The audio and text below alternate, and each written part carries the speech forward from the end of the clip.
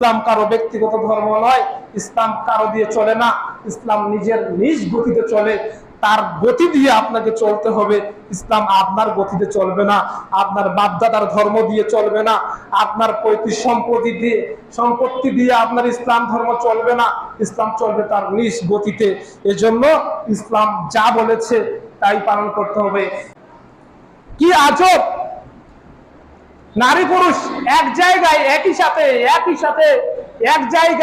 সাথে ইমাম সহ একই জায়গায় হাত তুলে মুনাজাত করছে, দোয়া করছে যে আল্লাহ তুমি আমাকে ক্ষমা করো, হে আল্লাহ তুমি আমার বাপকে ক্ষমা করো, হে আল্লাহ তুমি আমার মাকে ক্ষমা করো, তুমি আমার সন্তানকে ক্ষমা করো। সবই নাকি জায়েজ, সবই নাকি ইসলামে আছে। নারী পুরুষ এক জায়গায় একত্রিত হয়ে দোয়া চলছে, এটাও নাকি ইসলাম। ইসলাম মনে হয় বাবের ধর্ম, যা ইচ্ছা তাই করব, আর আল্লাহ সুবহানাহু ওয়া তাআলা আমাদের ছেড়ে দিবেন।